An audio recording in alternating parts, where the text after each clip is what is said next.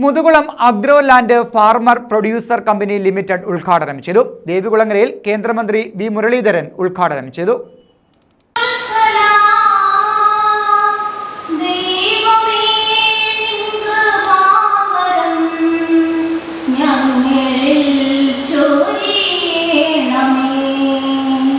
Muthukulam Agroland Farmer Producer Company ഉദ്ഘാടനം ചെയ്തു. ദേവികുളങ്ങരയിൽ നടന്ന ചടങ്ങിൽ കേന്ദ്രമന്ത്രി വി മുരളീധരൻ ഉദ്ഘാടനം നിർവഹിച്ചു.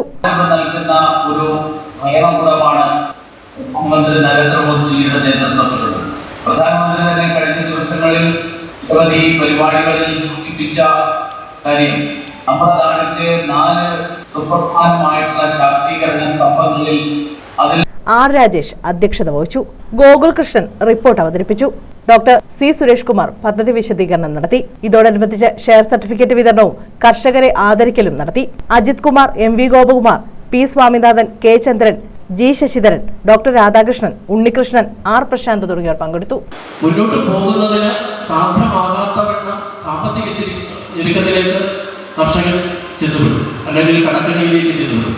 ഇതിനെ മുന്നിൽ കണ്ടുകൊണ്ടാണ് കർഷക നിയമം രാജ്യത്ത് നടപ്പിലാക്കാൻ ശ്രമിച്ചത്. കർഷകന് അവന്റെ ഉൽപ്പന്നങ്ങൾ ലോകത്തെവിടെയും വിറ്റഴിക്കുന്നതിനാവശ്യമായ സാഹചര്യം സൃഷ്ടിക്കുക എന്നതായിരുന്നു കർഷക നിയമത്തിന്റെ പ്രധാന ലക്ഷ്യങ്ങളിലൊന്നും.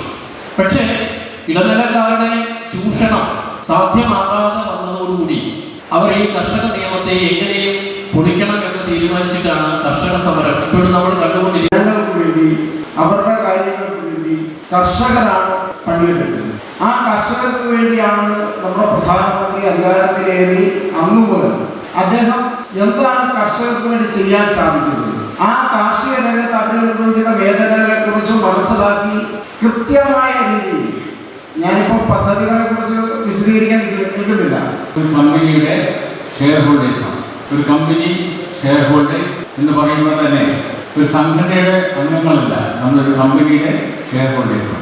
ഫാർമർ പ്രൊഡ്യൂസർ കമ്പനികൾ എന്ന് പറയുന്നത് രാജ്യത്താകമാനം എല്ലാ ബ്ലോക്കുകളിലും അല്ലാതെ ചില ജില്ലാ അടിസ്ഥാനത്തിലുമായി 10,000 ഫാർമർ പ്രൊഡ്യൂസർ കമ്പനികൾ കഴിഞ്ഞ 3 വർഷം മുമ്പ് ആരംഭിച്ച ഒരു പദ്ധതിയുടെ ഭാഗമായി കേരള സർക്കാർ.